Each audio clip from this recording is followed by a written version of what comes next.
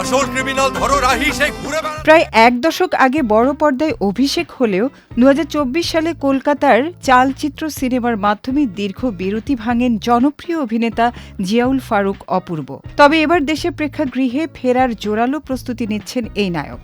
সব ঠিক থাকলে খুব শীঘ্রই রূপালী পর্দায় নতুন লুকে দর্শকদের সামনে ধরা দেবেন ছোট পর্দার এই রোমান্টিক হিরো।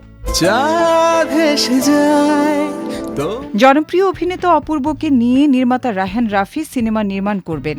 ঢালিউডে এমন খবর চাউর হলেও বিষয়টি নিয়ে এখনও আনুষ্ঠানিক কোনো ঘোষণা আসেনি। তবে চলচ্চিত্র সংশ্লিষ্ট একাধিক সূত্রের দাবি ২০২৭ সালের ঈদকে লক্ষ্য করেই প্রেক্ষাগৃহে সিনেমাটি মুক্তির বড় পরিকল্পনা চলছে।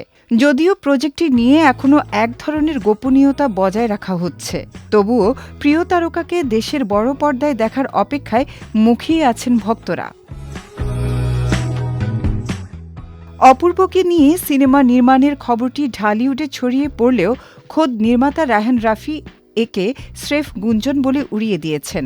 এ বিষয়ে যোগাযোগ করা হলে রাফি স্পষ্ট জানান, খবরটি সত্য নয়। তবে ভক্তদের আশাহত না করে তিনি নিশ্চিত করেছেন যে আগামী ঈদে তার নতুন সিনেমা অবশ্যই আসছে।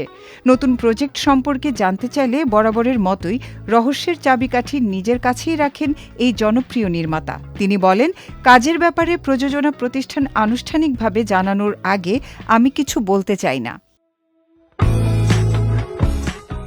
সিনেমাটি আদৌ বাস্তবায়িত হচ্ছে কিনা কিংবা সেখানে জনপ্রিয় অভিনেতা অপূর্বর অংশগ্রহণ থাকছে কিনা তা নিয়ে বিনোদন পাড়ায় এখনও ধোঁয়াশা কাটছে না।